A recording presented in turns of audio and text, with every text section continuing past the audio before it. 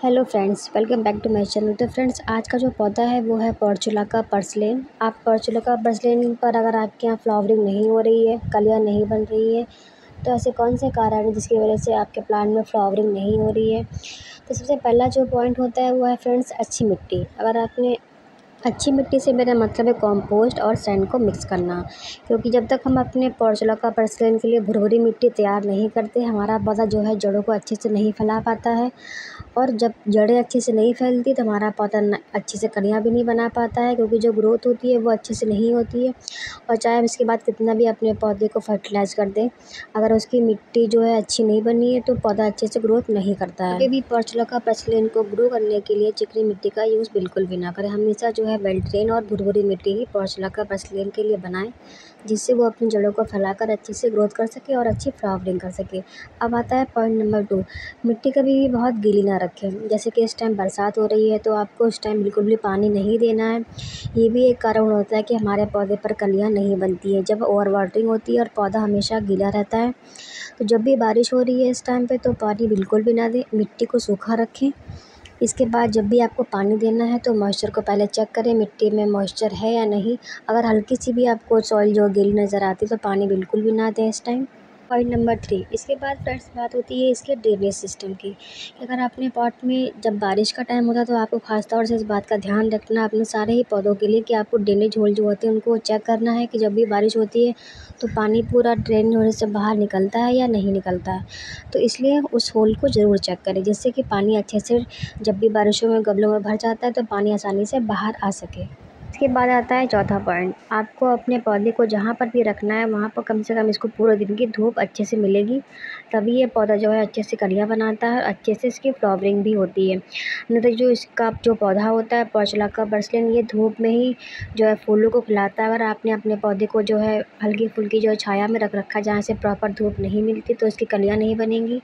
और जो फ्लावरिंग होती है वो भी जो है सुबह से जैसे शाम तक, जैसे ही सन ढलता है धूप जब जाती है तभी इसके फ्लावर जो है बंद होते हैं। अगर आपने इसको जो है धूप में नहीं रखा हुआ है तो जो इसके फ्लावर हैं वो खिलेंगे नहीं और 1-2 घंटे खिल के ही जो है बंद हो जाते हैं। तो इसलिए आपको पूरे धूप में इसको रखना, जहाँ पे भी आपने इस पौधे को अपने रख रखा है। बात का खास ध्यान रखना है कि आपको पूरे सन में इस पौधे को रखना है, तभी ये पौधा जो है अच्छे से ग्रोथ करता है। इसके बाद आता है 5वां पॉइंट का फर्टिलाइज़र। तो फ्रेंड, जब भी हम फर्टिलाइज़र देते हैं तो इसमें नाइट्रोजन की मात्रा तो हमारे पौधे को मिल जाती है, क्योंकि हम मिट्टी में कंपोस्ट को ऐड करते हैं। लेकिन इसको जो है पोटाश और जो फास्फोरस होता है उसकी कमी हमारे पौधे में रह जाती है, जिसकी वजह से हमारा पौधा जो है अच्छे से फ्लावरिंग नहीं करता है। क्योंकि जो फास्फोरस होता है वो कलियाँ बनाने में हमारे प्लांट को मदद करता है। चाहे कोई सा भी फ्लावरिंग प्लांट है आपके पास, अगर उसमें पोटाश और फास्फोरस की मात्रा की जो है कमी है उसकी मात्रा की, तो हमारा पौधा कभी भी अच्छे से फ्लावरिंग नहीं करेगा, ना ही अच्छे से कलियाँ बनाएगा। थोड़ी बहुत फ्लावरिंग होती रहती है, लेकिन अगर आप जो है फास्फोरस और पोटाश अपने पौधे को देते हैं टाइम टू टाइम, तो जो आपका पौधा है हमेशा जो है फ्लावरिंग करता रहेगा और फूलों से भरा रहेगा। तो अगर आप अपने प्लांट में जो है इस टाइम फर्टिलाइज़र देना चाहते हैं तो अपने एक प्लांट के लिए जो है 8 से 10 दाने डीएपी के दे सकते हैं। और अगर आपके पास माइक्रो न्यूट्रिएंट्स हैं तो आप आधा चम्मच माइक्रो न्यूट्रिएंट्स और 7 से 8 दाने डीएपी, जो कि मार्केट में बहुत ईज़िली जो है मिल जाती है, बहुत महंगी भी नहीं होती है।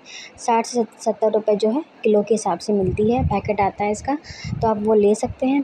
तो इतने को आप 1 गिलास पानी में जो है सारे को, जो मैंने फर्टिलाइज़र आपको बताया, इसको आप रात भर जो 1 गिलास पानी में भिगोकर छोड़ दीजिए और दूसरे दिन आपको डबल पानी मिला करके अपने प्लांट में देना है। इसके बाद बात करते हैं कि अगर आपके पास ये फर्टिलाइज़र नहीं है तो आप कौन सा फर्टिलाइज़र अपने प्लांट को दे सकते हैं। तो फ्रेंड्स, इसके लिए अगर आपके पास सिंगल सुपर फास्फेट है तो आप उसको भी दे सकते हैं।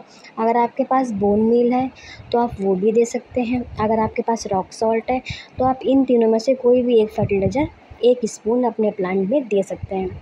तो इस तरह से आप अपने प्लांट की केयर कर सकते हैं। बस हमेशा वाटरिंग का ध्यान रखना है कि हमें कभी भी अपने प्लांट में ओवर वाटरिंग बिल्कुल भी नहीं रखी है, और जो है अपने प्लांट को पूरी धूप में रखना है।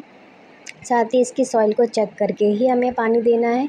तो ये कुछ टिप्स थे जिसके अगर हम ध्यान रखते हैं तो अपने पोर्चुला पर्सिलेन को हम अच्छे से अपने गार्डन में ग्रो कर सकते हैं और बहुत सारी फ्लावरिंग ले सकते हैं।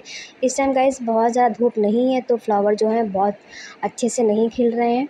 तो आप इसको ऐसी जगह पर रखें जहाँ पे इसको पूरे टाइम की धूप मिले फ्रेंड्स। तो इस तरह से आप अपने प्लांट को ग्रो करिए। तो फ्रेंड्स, आई होप जानकारी पसंद आई होगी। अगर जानकारी पसंद है तो वीडियोज़ को लाइक करें, चैनल को सब्सक्राइब करें। साथ ही मिलते हैं नेक्स्ट वीडियो में नेक्स्ट टॉपिक के साथ। तब तक के लिए बाय, हैप्पी गार्डनिंग।